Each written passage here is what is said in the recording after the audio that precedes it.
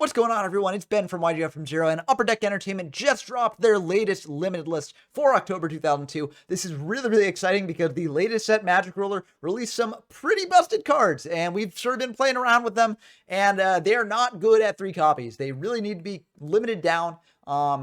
Of course, not banned, never banned, because we never want the cards that we spent our hard-earned money for banned. And Upper Deck Entertainment and Konami, they recognize that, so they're not banning any cards. So, and that will probably never happen in the game's history.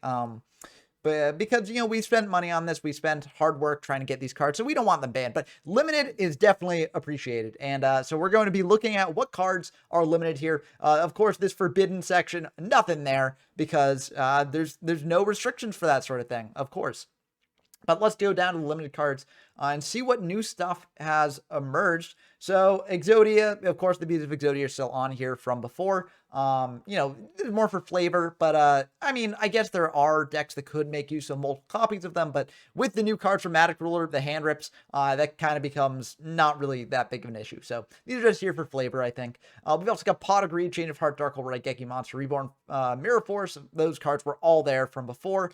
So no changes there. All, I think, pretty good limits. And, here we go. Delinquent Duo Confiscation.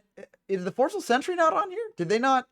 Okay, there's the Forceful Sentry. Okay, because I was gonna say, like, I'd like all of the hand rip cards to be limited, but yeah, there you go. So we got Duo Confiscation, Forceful Sentry. Those are all limited on the list. Those cards are just hand rips, and having like tons of them makes the game very I guess some people enjoy that sort of thing, but I sort of view it as unplayable. So I'm very glad that these are all limited here. Painful Choice also limited. This is kind of an interesting one. Can sort of go through your deck a little bit.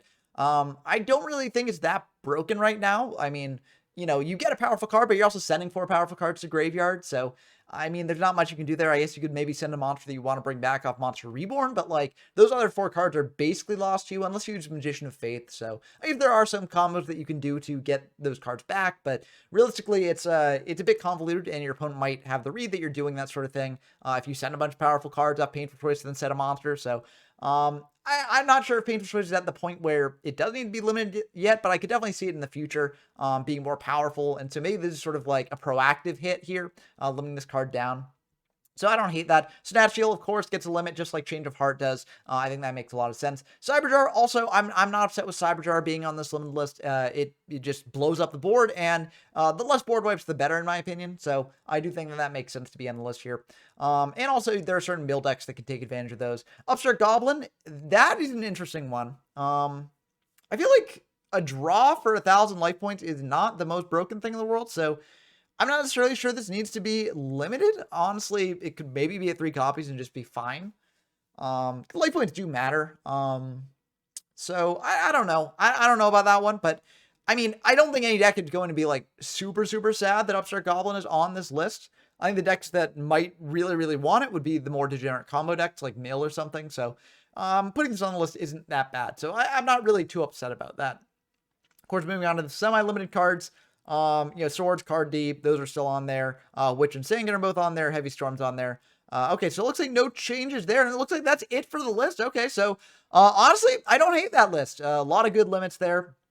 So yeah, I like this list quite a bit. I think that this is a good list. No real things that I would really change, except for maybe the Upstart Goblin, but that's honestly just personal preference, and I don't hate it being on here. But all told, good job, and I'm sure that if the lists keep up this level of quality, then we'll be in for some pretty exciting formats to come. So that's going to do it for the Banlist reaction. Of course, the list just came out, so I wanted to rush a video off to y'all as soon as I could.